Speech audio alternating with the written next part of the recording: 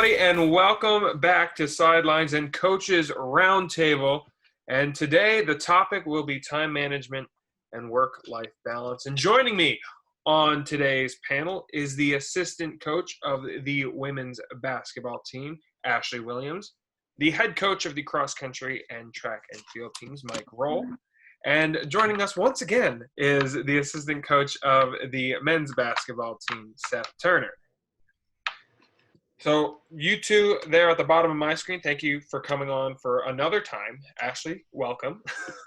Thank you for having us, man.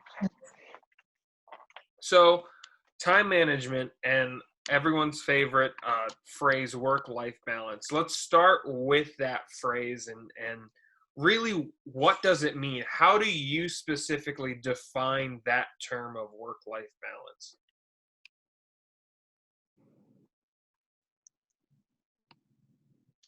Well, I mean, it's a mixture that I think everyone does differently. Some people work more. Some people invest in their family life more. I mean, it's a very precious balance. It kind of depends on where you are in the stage of life. Luckily, my stage of life, I'm young. I don't have kids. I'm not married, so I can put a lot more time on my work. And I invest in my work a lot in the sense of that's what I do. That's what I love to do. So I don't have kids to go back home to. I don't have the wife to necessarily go back home to. So I spend most of my time in the office because it actually keeps me sane. And that's where I try to invest most of my time because I think it'll just help me in the long run. So when I do have a wife and kids, I'll be able to not necessarily be in here from 7 a.m. till 10 o'clock at night because I've invested so much time doing what I love to do.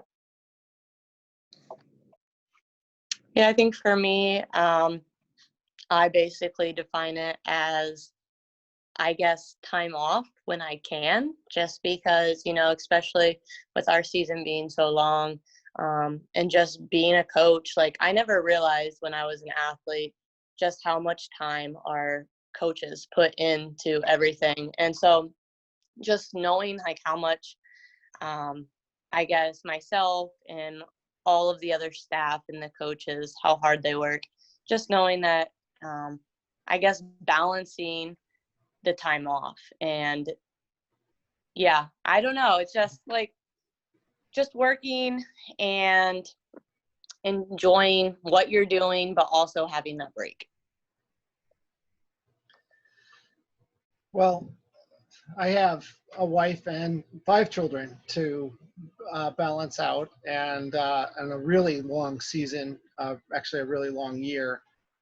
So one of the things that I have to deal with is that I have a very consistent schedule. There is no off season. There's no downtime. So once I start in August, I get into a rhythm, and I think the key to being successful at being a father and husband, and also as a coach, is that I have a very regular schedule. I'm not a person who's up early in the morning. I make sure where I am, but I'm at home the first couple hours. I'm into the office, and then I have a practice schedule daily, and we also practice on weekends. So the way I've been able to handle that workload is just to keep things very consistent throughout the week. So even like in the cross country season or the track season, there's no days off on Saturdays or Sundays. Every day is a work day until the season is over. But that work day is very limited in terms of what it is. So I may actually work 60 hours in a week, but it'll be over 7 days. Mm-hmm. Yeah, I'll piggyback off both of them, Drew. I think Ashley was spot on when she was talking about, her the time off. So whenever we do get time off, because it's not a lot, especially, our sport and Coach Rohl's. I mean, after the season, I specifically, try to take at least a week and kind of decompress, at least have a time off to where, I mean, granted, we're all still thinking, we're all still working in some fashion, I may not be in the office from 7 o'clock to 7 p.m. writing down plays, scouting somebody, but I'm gonna be on the phone, calling professors or calling, our kids and checking in with professors and make sure they're doing stuff. But taking that week, of relaxation, of some time off is definitely key, I think, to keep yourself sane. And the same thing as Rohl said, this consistent schedule is key. Not necessarily as key for me because, like I said, I don't have kids, I don't have a family and a wife, but I've seen it firsthand. You kind of have to have that consistent schedule so you can separate your home life and your work life because it is stressful. College coaching in any sport, I think, is very hard to do. It takes a very strong family and a very strong person to be able to do both, to have a family, to be married, and to be a very good coach because it takes a lot of time. Coaching, it takes many hours, not just a regular 9 to 5. So. Yeah, that lifestyle choice. I want to go back quickly to scheduling and the way you guys schedule. Are you guys like to-do list type people, or do you have a set from this time to this time I'm going to be doing this, or what are the keys to getting your schedule down? One thing for me, I'm definitely a to-do list person. Anytime anything comes up, I go and I write it on my calendar. Usually I use my phone, like on like the Google Calendars or the Outlook. But even just like, so right now we're actually keeping up with our whole team. And weekly we're calling our girls. And so, I send out the message on the week on like Monday, and I'll be like, hey, like, when do you guys have time that works for you? And right as soon as they send me a time, I'm like, yep, works. I'll put it right on the calendar and I'll go and I tag them on there. Just stuff like that. There's just so many different things, whether it's checking in, like what Seth said, with our players, with professors, scheduling practices. There's so much to do. And so I find it very, very easy. It makes it easier, I guess, to keep everything down in my calendar, writing down priorities on my to-do list. And, once I kind of finish what absolutely needs to get done for that day, I feel accomplished and know that I can come back knowing what I have to do for the next day. I think for me, it's not so much a to-do list method. It's a project-oriented process. So I'll start almost seasonally, and I like to compare it to the novel Farmer Boy by Laura Ingalls Wilder. And if you've ever read that story, it's the story of Almanzo. He's going through the year, and it begins in August with the haying season, and then you move to the next season, and there's these projects that the family has to do to be a successful farm, and that's kind of how I do it here too. So June will be 2 weeks of nothing but, or not nothing but the focus on all of the hotels for the year, all of the travel for the year, and I get it all done out of the way, so that when I do get into the season, and I don't have the time because I have practice every day. I want hours available for the kids to come in and be able to talk to me. I don't want to be, I don't want to have to be in the middle of a project where I can't ever talk to them. So I get all that done. So it's all projects oriented and big events coming up. And so I tend to try to work as efficiently as possible. I'm always fixing Excel sheets so that I don't have to re-enter information over and over and over again. In fact, all of the forms that we use, I help devise so that we only have to enter one piece of information instead of entering the same thing 3 times. So Yeah, I think I'm a little bit of both. I'm definitely kind of project oriented, and I'm also very impatient. I think everyone that knows me, especially my players, maybe you, Drew, Owen, our sports information director, definitely, like, when I get my mind on something, I do it. And that's just who I am. But at the same time, I definitely have a to-do list. So I definitely write out what I need to get done. Even so far as my workouts that I put kids through, I write them down I have a notebook. I write them down in a notebook every day. So I know when I'm going into that workout, what I'm going to do.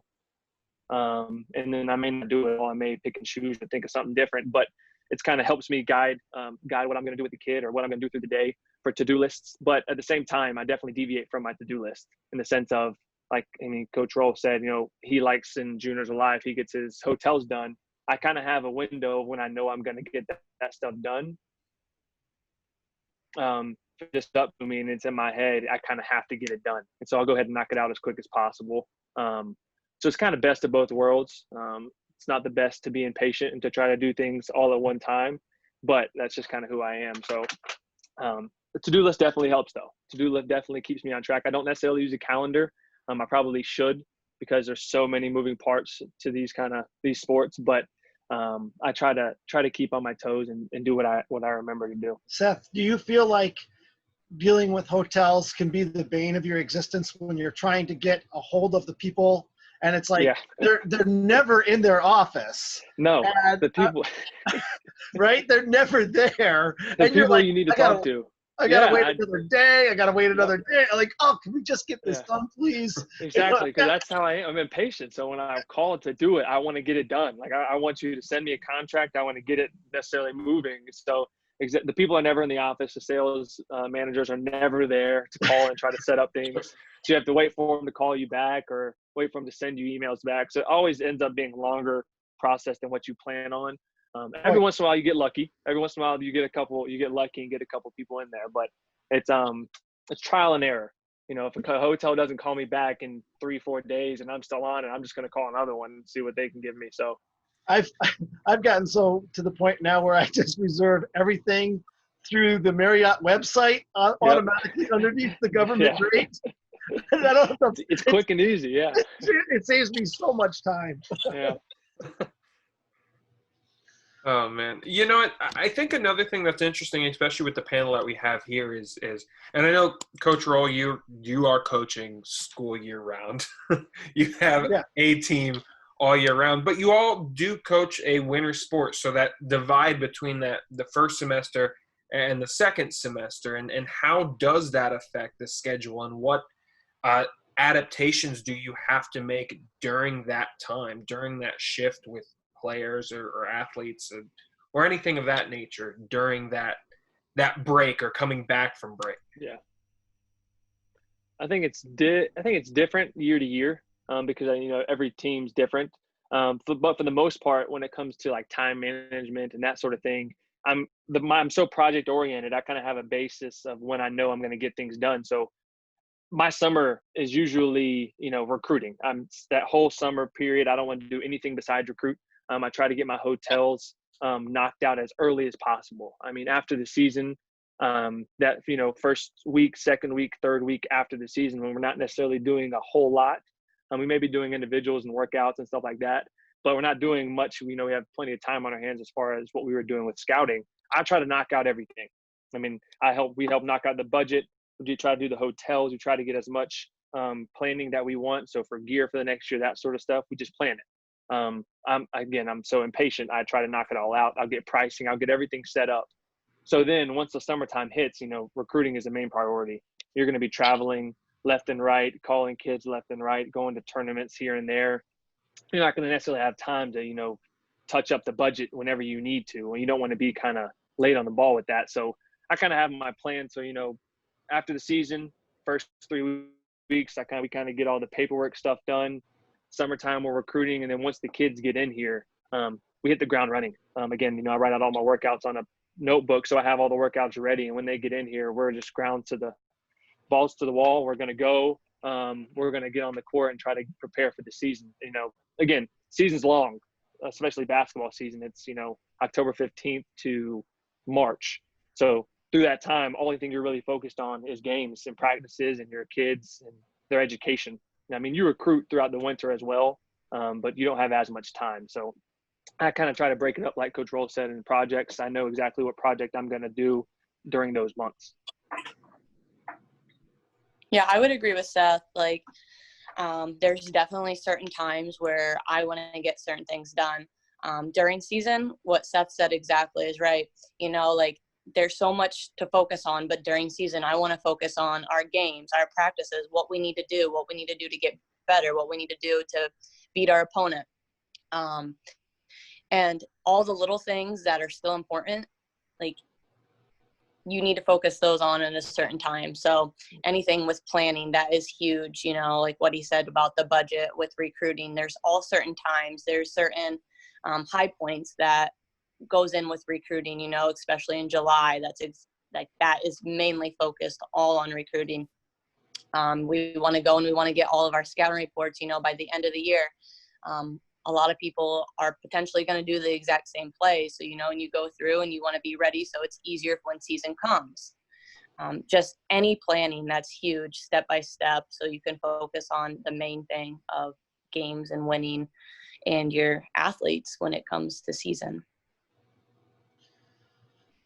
I think when you talk about that winter break, that's kind of an interesting period for track and field because, you know, we start August 15th typically for cross country. That's a 14-week long season ending at Thanksgiving. About about September 15th, the track and field kids start their preseason, but then their full practices are October 15th or so. But then we get to that end of that semester and we have basically a 3-week gap where track and field athletes have to go home. They don't stay on practice. I've often wished I could do like Ashley and Seth do, where they have the kids on campus and we continue to practice. But then also by the time I get to that point, I've already completed one competitive season and I'm starting another. So sending them home to do workouts oftentimes is also a bit of a relief. But there's not really a break because I still have the kids calling me every day while they're doing their workouts at home. And then we're back, you know, January 2nd, and then we'll run all the way through the end of May, which is May week of nationals. So that little gap at Thanksgiving and at Christmas, you know, that's the NCAA 7 days life in balance. I take that pretty seriously. I don't talk, you know, that's like, don't call me, don't, you know, and, you know, that's one of the few times that I do that. I think you know, one of the things that is that I have to work with is that I have 240 scheduled practice days between the two sports. That's not including the time going to the conference. It's another 15 days past that. So if I have a kid go to nationals, that's 255 practices that I have to plan all the way through. And then when the kids go home for the summer, they usually have a week or two off. And then I have to plan another 70 days of practice for the cross-country kids in preparation for the cross-country season. So there's a lot of writing and a lot of planning that goes into that. Mm-hmm. And I know calendar dates really, really well. I can tell you when Mondays fall on the 1st through the next 7 years. I think I'd piggyback like the winter break portion. I think that'd be the only difference in our schedule and because once the season hits, I mean, we pretty much have the same routine. It doesn't really change much because we have pretty much everything planned. I would think winter breaks is the only thing that is different because since our kids are there, we kind of have to plan as far as meals and that sort of thing. We try to plan that ahead of time a little bit as much as possible. So we're not thinking on that day, we're not thinking, what are we going to go for lunch? We try to do it, you know, a week ahead of time, hopefully a month ahead of time if we can. Obviously things change here and there. But then, you know, we don't do that until right beforehand because that's, you know, meals, you never know what you're going to get. But I do think, like he said, he has 255 practices. That's a portion that, you know, time management, we don't necessarily basketball, at least us here. I know coaches that do it differently to where I know coaches that in basketball specifically write out their practices for the year. We don't. We kind of do that on the day. So every day we're going to write a different practice. So that gives us a little bit more time in the summertime to kind of work on other things, which is the time I spend on writing individual workouts. I kind of base that off each individual player. So it gives me more to-do work that I need, but I enjoy the process of it. And along that stretch and especially trying to figure out for individual workouts, because I mean, you all have to in a way do that, especially with track and field. You have athletes doing different events and highlighting specific things. What are the challenges And this is for everyone. What are the challenges of trying to find and manage those individual workouts with everything else on your plate and trying to highlight each and every player or each and every athlete? So I think for me, it's a little different. I find the idea of doing one-on-one workouts a little odd because we don't do that in track and field. We work in small groups. So I'm not going to be up with, unless it's a high jumper or a shot putter and we're doing a session where I can't be with the other groups, which has happened in the past where I've had no assistant coaches, but I've got throwers. So I'll have a practice from 1 to 2 with the shot putters and then 2 to 3 with the high jumpers. And then at 3 o'clock, everybody comes together. My issue over the last year was that I was both the sprints and the distance coach. So we had both going on at the same time. And so I would stagger start them, or we would try to get down on the track at the same time. Really that comes down to just making sure that what I was doing beforehand and that the kids know what they're doing. And I was asked one time what my coaching philosophy was, and I said it was one of education and independence. Because if I'm with the sprinters and we're doing a highly technical workout, the distance runners need to be self-sufficient and be able to get that workout done. So every night, you can ask the kids this, they'll tell you, every Sunday night by 8 o'clock, everybody has their training for the week. And if I don't have it by 8 o'clock on Sunday night, I'm getting calls. Coach, what are the workouts? What are the workouts? So all of that is planned in detail, and they know how to execute it. And they are left to doing their warm-ups. They are self-directed. They know their routine. I don't supervise that. They are oftentimes, they know that they have to do a certain set of work while I'm checking in with another group. So they can actually tell you why they're doing the workouts and what they're supposed to be doing. So that's just an educational point of view and to be successful. Now, next year I'll have a sprints coach and I won't have to do that. So that'll be a little bit more life and balance. I think I take pride in workouts, individuals, group workouts. I mean, I love doing it. I take a lot of pride in it. I watch a lot of film on just different people's strategies, different techniques, different drills. But like Coach Rohl said, he doesn't do a lot of individuals. We do a lot of individuals, more based on the skill asset of it, trying to build their skill up on certain things. We do group workouts every week too. And so it's a fun balance. I have 2 notebooks. One notebook is for group workouts. One notebook is for individual workouts. And what I kind of try to do is, offenses changes year to year. Some stay the same, some offenses change. So I base my group workouts basically on our offense. So I'll go through our offense and, where are certain kids getting shots from? What do certain positions need to do? And so that's where I kind of base the group workouts from. I'll put 4 kids in the same position in the same workout, and whatever shots they're going to get into a game or whatever position I feel like they're going to be put into a game, that's what we work on. We work on moves from that spot. We work on shots coming off that screen, this and that, and it changes. It grows. You get more complex as the season goes. So I base all my group workouts off of that. I have pages full of that, so it never runs dry. And then individuals, it's kind of different. I send a Google form to some kids. Some kids I already know. Some kids I don't have to send a Google form to because I know what I want them to do and I know what they need help with.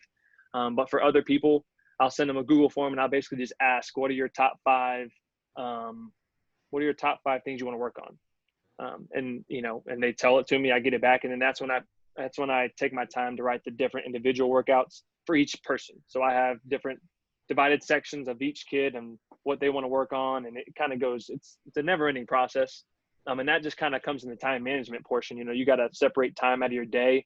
Those are where my long nights come. Once I get all my stuff I need to get done, that's kind of my leisure activity. I enjoy doing that. So I watch videos and I'll just do it. So again, I don't have kids, I don't have family, so I can do that till 11 o'clock at nighttime, and it doesn't bother anybody. So it's hard to find time to do everything. Again, those are things I don't necessarily have to do. I could easily do that the day of a workout. I could easily come into work and before a workout, write down 10 minutes of what I want to do. But, I try to spread my day and work until nighttime. So at nighttime, whenever I have time, I'll just go in there and I'll write the workouts out. Yeah, so for me, I think that it's very beneficial of what Seth said about asking your players what they want to get better at. You know, it's not just telling them what they should do. It's giving them an opportunity to actually think like, wow, like I do need to work on this, or just to put some ideas in their head. But I personally love doing individual workouts one-on-one, just because it's so much easier to be with them and strictly tell them like and show them what they can be doing to benefit them that will benefit the team. So it's just easier to work with that individualized. And then when it comes to those group workouts where it comes to, you know, like 4 or 5 kids at a time, then they're easier. They all know what to do because you're getting that one-on-one time where they can easily focus on themselves. And so it just makes it easier in those bigger groups. And then when it comes to season, you know, everyone's on the same page. Everyone got that time where they know what they need to do to help themselves. And like I said, again, help their team. I'll say, Drew, this is kind of when it comes to time management about workouts, you know, because kind of what the topic is, you know, I'll say this is a great time for to-do lists, but it's also a really important reason why I think projects and separating like times in certain sections are huge, because, you know, workouts can take all day long. And, you know, once you have projects, if you have everything out of the way by after the season, then your summer's recruiting. And then once the season starts, like I said, we kind of hit the ground running. That's mainly because, you know, you don't have the time in the day to basically be doing your budget, doing your hotels, doing all this sort of things when you have, you know, 15 players and you have individuals and group workouts from, you know, 8 to 9, 9 to 10. You have a 10 to 11:30, but then you have a lunch break for an hour, and then you got 3 more group workouts, you know, and not alone you have a team lift.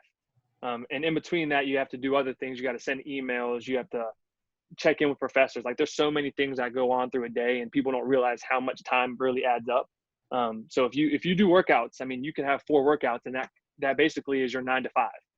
You know, so you kind of basically have to have a to-do list, knowing what you're going to get done each day, knowing your workouts are on Monday, but on Tuesday you're going to get this done. Wednesday you have more workouts. Thursday you're going to get this done. That's where I think, in my opinion, to-do lists become very vital, because if you don't have that, you're going to be you're going to be clueless. You're not going to know what you need to get done. You're going to forget something at some point. Yeah. Right. There's so many things to do. And if you forget something little turns into something huge. And it's like, oh crap, now I have to go back and do something that should have possibly been done like a week or a month ago. Yeah. And I think also, for one of the things that I run into, not so much in the cross country season, that's rather pastoral. One day, few hours on a Saturday, maybe it's overnight, you know, leave on a Friday afternoon, back Saturday afternoon. Some of the track meets that we go to are, you know, leaving on Thursday morning at 10 o'clock to travel 6 hours to get a pre-meet workout in. And then you're at the track all day Friday, all day Saturday. You're not back until midnight on Saturday night. Some of the indoor meets run through till Sunday. I'm out of the office sometimes 3-4 days a week. Yeah. I think I counted one year I was in a hotel room 50 nights because all the travel, and you're not getting stuff done on the road. I don't care how good of a laptop you have. You know, the Wi-Fi on the buses just isn't that good. And there's not even Wi-Fi on the bus. There's no Yeah. Wi-Fi. They say there is. It's not there. I'm ready to go get my own hotspot, I think. So yeah, you have to get all that done. It has to be all in order and ready to go. And even then, if I'm leaving, I don't just have to I have to make sure I'm prepared for that trip with those 15 athletes that I'm taking, but I also have to make sure that I have workouts for the 15 kids that I'm leaving behind, and that they're all equipped and ready to go. Because if I don't have that ready for them, then they just go wherever. They just So 2 things out of that, and one you pretty much answered, but the first one was like, when you're on the road, is there time to do anything like that? Dead time when you're in the hotel, is there time to get stuff done, or do you really have to adjust your schedule to get things done in the week if there's a big road trip? I think it depends on the sport. I mean, I think, each sport's different. I will say there's in basketball, there's time. I mean, there's definitely time, but it depends on what, it depends on what you need. Do you need sleep? Because you're not going to get it. That's this, what I'm saying? Like, it depends on what you necessarily need, because if you don't have a hot spot, you don't really get much work done in the bus because the Wi-Fi really isn't that good. So those 3.5, 4 hours you're in the bus where you think, oh, I'll get all this work done, you're not really getting much done. So you kind of you'd have to wait till you got to the hotel, and then you get the hotel 11:30 at night.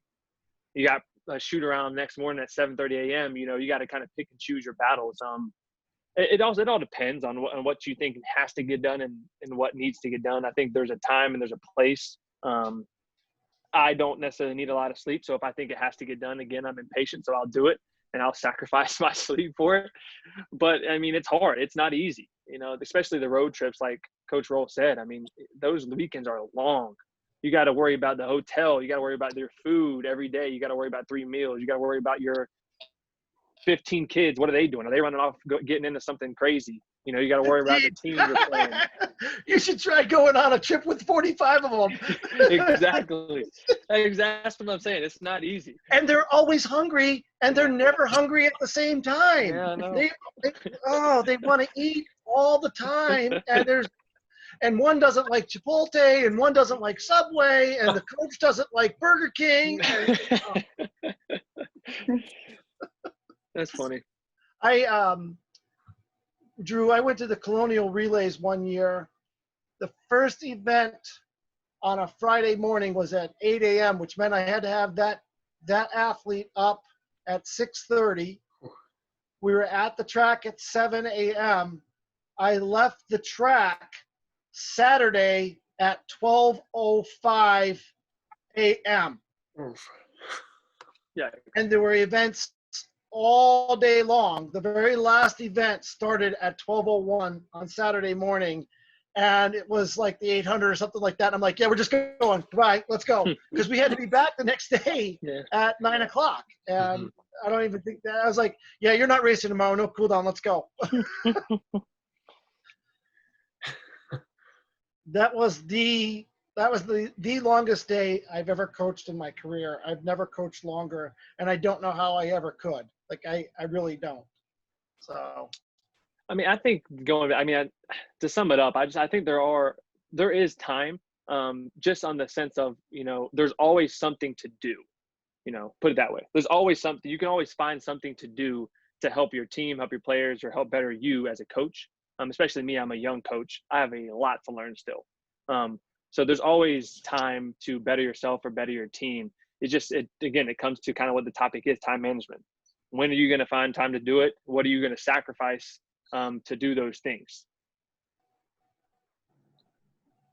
The other thing that part of the things that Coach Rohl, you brought up was when you do have to leave some athletes home, or when you guys have something that you have to go to and athletes have to take charge. And we talked about athlete leadership on one of the previous shows, but how important is having someone on the team you can trust to be that leader if you're taken away from that moment, and if your schedule gets so busy, or you're on a road trip, or you're out recruiting, that you can trust someone in. And it can be an assistant too. We have 2 assistants here, but like, it can be an assistant coach, it can be a player, but to have someone there that you can trust to be a leader when things inevitably go crazy. I think it's vital in many aspects, not only as players, but as assistant coaches as well. I mean, I am an assistant coach, and there's a lot of things happen. I mean, I think last year there was a blizzard, I think, coming through here. There was like 12, 15 inches of snow at some point. I don't know. And Coach Senesi, he couldn't even make it. The roads were blocked off. No one could drive through any roads. We were supposed to have practice, and I lived 5 feet away. And so I ran a practice, and that's kind of, having those people that can step in when you can't be there. I think players are vital in many aspects. I think, like you just said, the last topic we were just talking about, the last question was on road trips, how do you find time to do things? I think that's kind of where having those players on your team that are leaders that you don't have to worry about, that can gather everybody, is huge, because you can just text. Like we had a kid, one of our student athletes, Tyler Moff. I would just text him and say, hey, food's coming downstairs at this time. You guys go get it. You figure it out.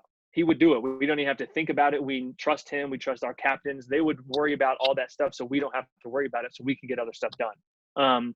A big thing is, it shouldn't be a big thing, but trying to get all your kids on the bus, trying to get all your student athletes on the bus is so important. It's huge. You have kids that don't even want to come the time to leave to go to a game for some reason, but trusting your leaders, trusting your student athletes to corral one another, and sending texts out every day, every morning. Hey, you got practice at 9. Hey, you got be on the bus at 8:00 in the morning. So we don't have to worry about it, so we can worry about other things. That's huge in the sense of time management, trying to get stuff done, because if you don't have that, you have so much more things on your plate. If you don't have student athletes that you can trust, that you can, help lead other student athletes in the right direction, you got a lot more on your plate than you need. Right. And I mean, I don't even think that it's just,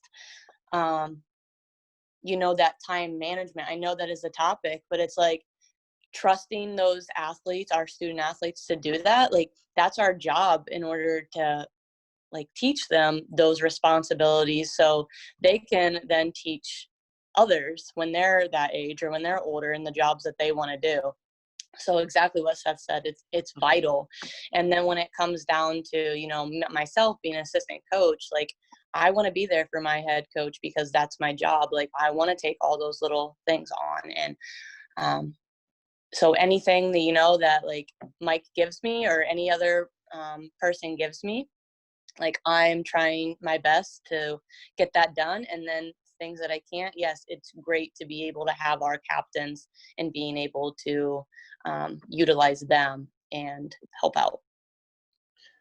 Yeah, it is tremendously important to have experienced and responsible older athletes when we're at these track meets.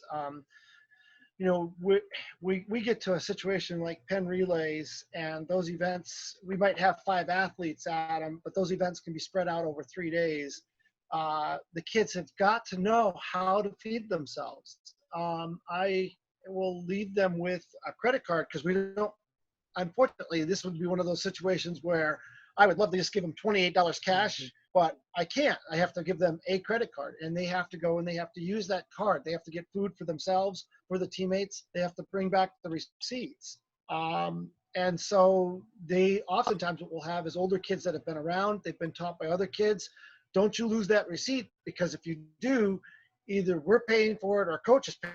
Yep. And so they know those kinds of things. And then in terms of, when we're checking in at a track meet, one thing that's interesting about our team, it's a little different. We actually don't have a curfew or a lights out time. I don't even tell them what time breakfast is. I tell them bus is leaving at 9:00. Take care of your business. So they figure out when they're going to get breakfast. They're going to figure out when they're supposed to be on the bus. We did have a kid miss the bus last year, and he started to pitch a little bit of his fit about oh, you left me, blah, blah, blah. And his teammates are like, we told you at the beginning of the season, he will leave your bleeping butt home if you don't make it. And the kid shut up. So that was the end of that. We had a kid, we left a kid this past year, same situation, just kind of our student athletes, our captains, not even our captains, they'll kind of send texts out, hey, bus is leaving in 15, bus is leaving in 10. But I think, kind of to piggyback off Ashley, I think it's kind of our duties as coaches. We get these 18, 17, 19-year-old kids, and it's kind of our job to help mold them into men and women, and if you're not trying to give them responsibilities and trying to put stuff on them, you're not really helping them mold into who they're going to become, because they're just going to be babies. So that's big on me, is I give them a lot more than even sometimes they can handle, to see kind of how they're going to do, how they're going to react, if they can whip up into shape, because it's our job to help them grow into men and women. And by them taking responsibility and doing everything that we ask and doing above and beyond, helping their teammates, it's only going to help them in the long run in life. Because, as we all know today, life it's a lot of negativity out there. So we need kind of kids that are going to, you know, be positive and lead in the right direction. And really quick, I want to take a quick sidebar, and really the question to you, Coach Rohl, is, as you're the only one here who has children and has been a coach with kids and all the things that they're involved with, and with your wife being an assistant as well, so part of this group, what were your challenges, and where did you find the way to find that management to be able to balance those two things? Well, I think early on in my career, you know, which is now 20 years at Mansfield, my children were small when we first arrived. And Roger Maisner was the athletic director then. Michelle and I were here alone. We don't have any family in Mansfield. Her family's from Wisconsin, mine's from Albany. Childcare is unbelievably expensive for overnight. So Roger understood that, and he said, take your kids with you. And so a lot of those early teams grew up with our children. They were at track meets with us all day long. One of the things that I've been blessed with is that Michelle is the assistant coach and she travels with me. So a lot of times, you know, and this will be for Seth and Ashley in the future when you get married, spouses don't always understand what head coaches go through.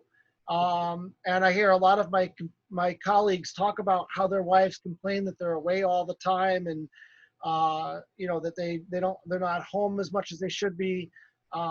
Michelle doesn't do that. She's there with us traveling.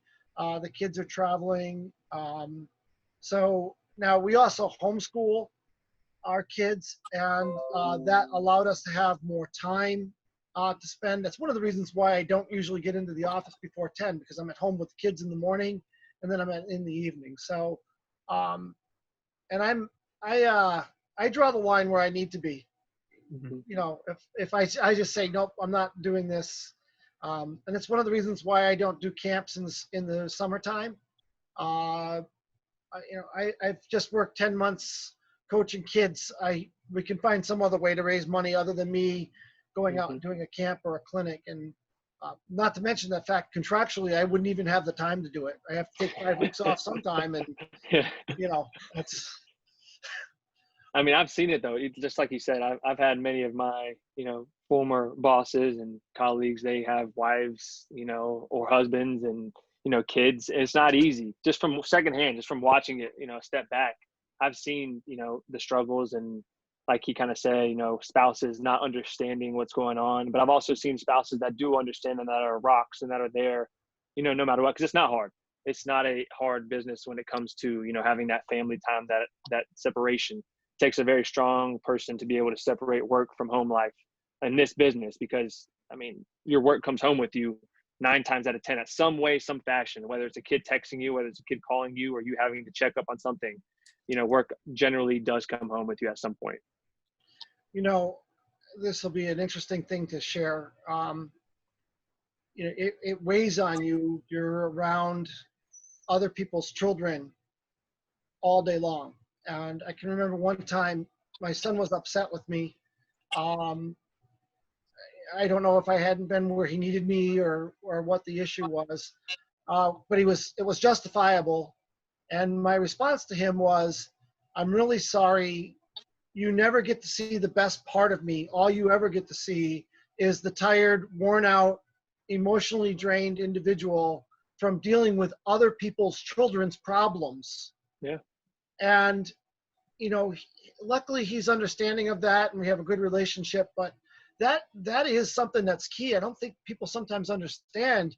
You know, I have my own children that I have to take care of. And a lot of times the negative side of the coaching isn't the losing or not doing well as a team. It's dealing with other people's children who don't behave themselves. And we don't really talk about that much in athletics, because we always talk about how great our kids are, and they are, but man, they can wear you out, and it really takes its toll on the family life. I just off the cuff, I think anytime you can do this profession and have a strong family life like I know you have, Coach. It's very commendable. So hats I off agree. to you. It's it, you just try to work at it and do the best you can. I'm not always so sure, quite honestly, that I'm always the best coach I can be, and I'm not always sure I'm the best father that I can be, but I do what I can. So there's a lot of soul searching that goes on. The other thing that has thrown a wrench really into time management for all of us has been COVID-19 and all the changes that this has brought up. And I think I wouldn't be doing my job if I didn't ask, like, the effects on time management that the pandemic really had. Is there a good because you're at home more, or is it a struggle because you're not in the office, you're away from things, there are more distractions at home? Where do you guys kind of approach the time management effect of COVID-19?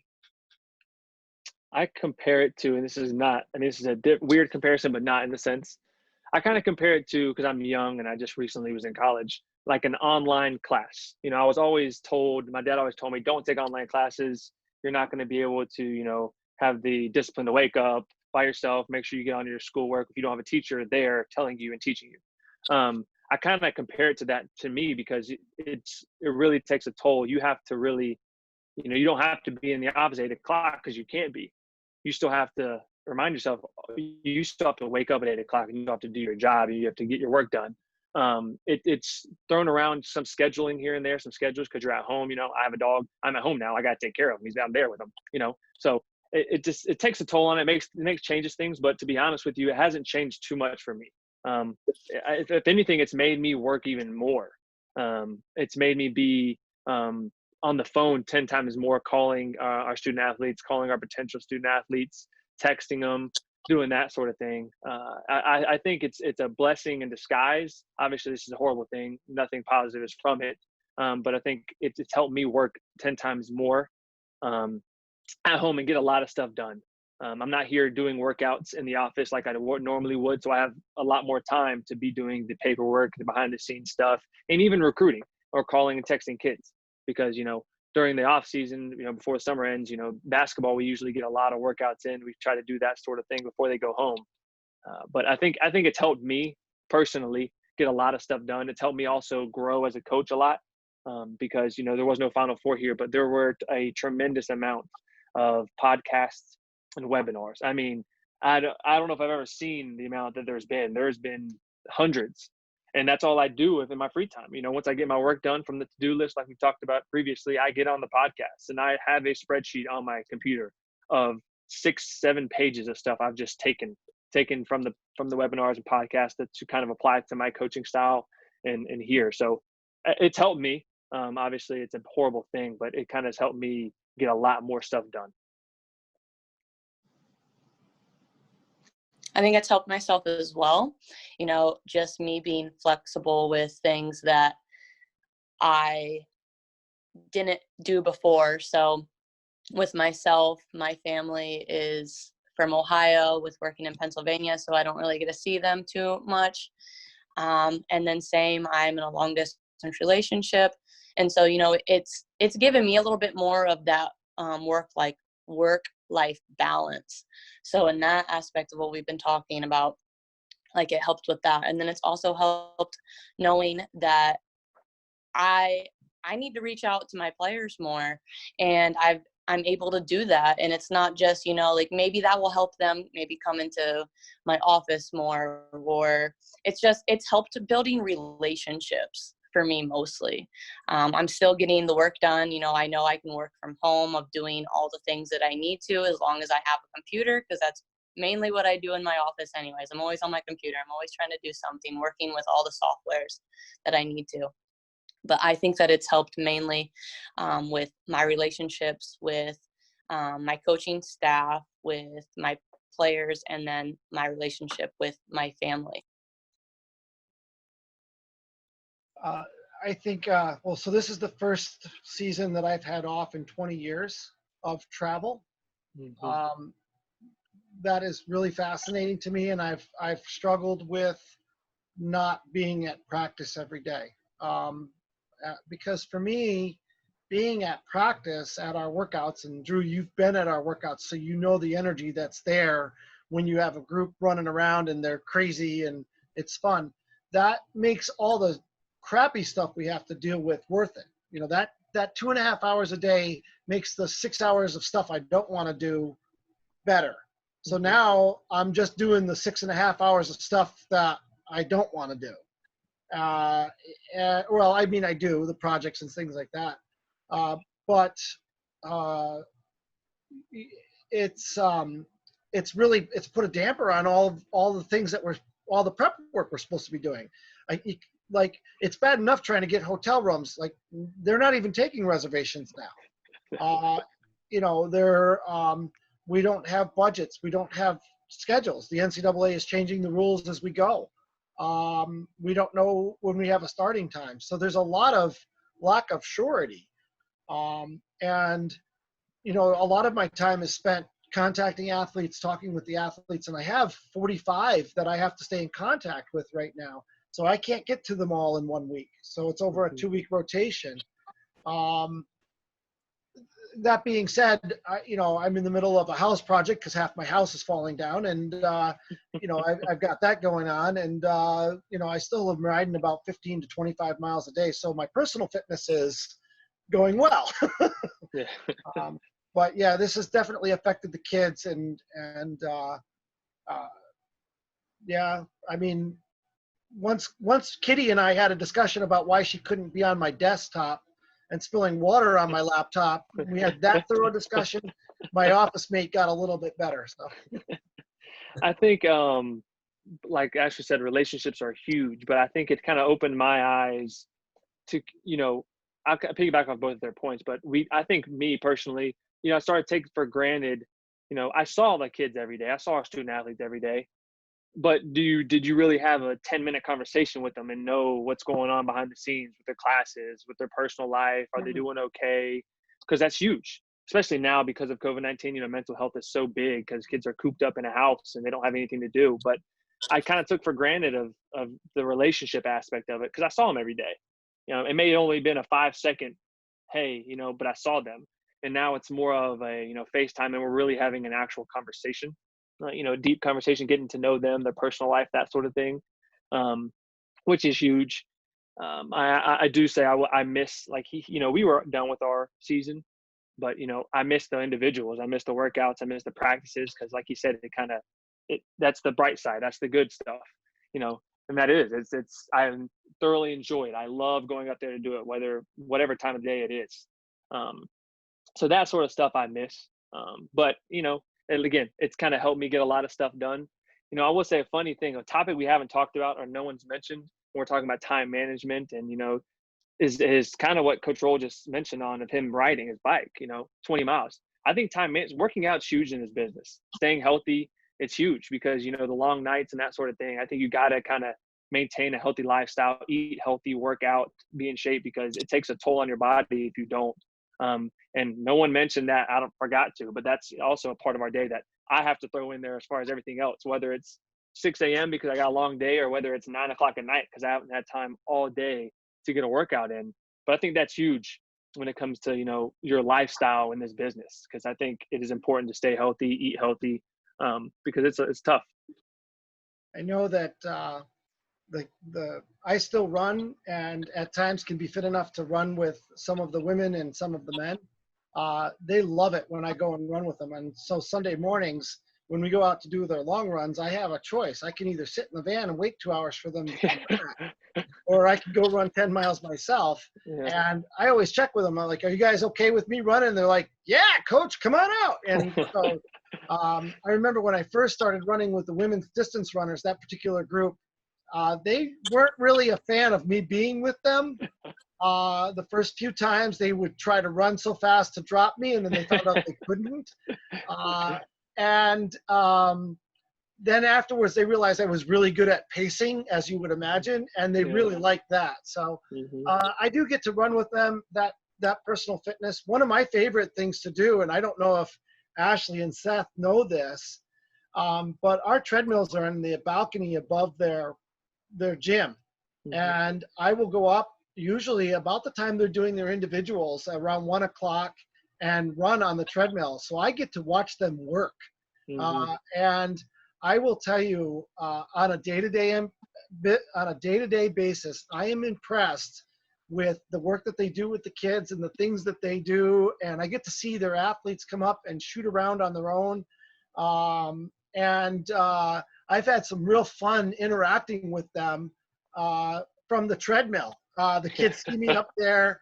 So they're not it's not my team, and I'm up there running, and sometimes I'm running without a shirt on. I know one group of guys thought I was up there running naked. We're impressed that you're still running that fast up there, Coach. But I can't remember which head coach it was. I think it was Pat. Was like, what are you guys thinking? Of course he's not up there running naked. What? That's funny. But yeah, I especially like to watch Tyler when he was healthy and practicing. Oh man, that young man, what a hard worker. So yeah, you get to enjoy those kinds of things. So that's fantastic. Well, we've hit the part of our show where I will leave the floor to you. These are the parting shots. Coach Rohl and Coach Turner, you know very well about the parting shots. Ashley, this is just really a time we'll open the floor up and you can talk about whatever topic you want. But let's start with Seth Turner. All right. Parting shot here. What's on your mind? A lot is on my mind. But I'll just kind of dive in real quickly and just hope everyone's staying safe and healthy at home.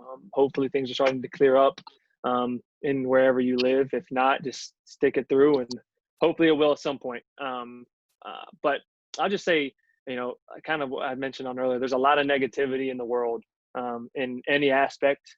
That's all you see. That's all I see is just a lot of negativity. I'll just say, just be that positive voice, that positive person that today's society needs. It could be in any form. It could be in any aspect. Just try to stay positive as much as possible. Because everyone at some point needs it. Somebody in this world is going to need it. And I will say, think about every week, what can you do to help somebody else? Every week, just at some point, whether it's Sunday or Monday, think, what can I do this week to help one person? Because you never know what that help's going to do to that one person. And to our student athletes out there that are watching, if they are, keep working hard, stay outside, stay in shape, and hopefully we can get you big guys back in here soon. Ashley, the floor is yours. All right. Well, Drew, I just wanted to thank you for having me, and as well as you guys, Coach Rohl and Coach Turner. It was really great to hear your guys' opinions, and, I'll be able to take that as well, hopefully use that for myself. Also, I think that was huge, what Seth, you just said. I think you said a lot of good things on this whole conversation, but I think that last part was really great about the positivity. And I guess I just want to finish off with that, I guess, if I could. Yeah. In saying, we've talked a lot about, like the little things in time management. And I think that the little things in life, obviously, they push you to being who you really are. And I think that one of the biggest little things in life is kindness. And I think that it goes with kind of like the positivity that you were saying. And so, just be kind and be positive. And I hope you guys are all staying healthy. And I really hope to see you guys all soon. All right, thank you so much. And we'll end with you, Coach Rohl. Well, it makes me feel so good to hear Ashley talk about being kind, because as you know, that is the mantra of our team, to be kind, to be considerate. You know that I'm a literature guy and I make references all the time. We'll leave this shot for everybody that's going through so much right now. That I'll quote Gandalf, that it's in Lord of the Rings, it's not great power that solves evil. It is the kindness and the smallest acts of love. And we need more of that now. And quite frankly, I think we might need a lot of power with kindness would help. And I just want to say to any of my athletes that are out there, I love you. I miss you. I miss my sprinters, and I'm worried about them. Sorry. All good, Coach. I understand. I worry about my sprinters. I worry about my athletes of color. I'm scared for them all the time. And I hope we come out of this better than we are right now. Thank you, Coach. Thank you. And thank you all three so much for taking the time out of your day to come on this. No problem. I will say real quick, thank you, Drew, for the tremendous job that you're doing over here. I mean, you've done this every day, every week. You know, you're trying to get this show on the road, trying to stay in touch with our student athletes and our supporters. So thank you. Thank you for, you know, the whole sports information team for trying to be a positive influence in these kids and trying to put something out that these guys can watch, guys and gals at that. Thank you. Thank you. And thank you all so much for tuning in and watching this week. And make sure to stay up to date on all things Mansfield Athletics. Head over to gomounties.com. And we will see you next week. Thanks for watching.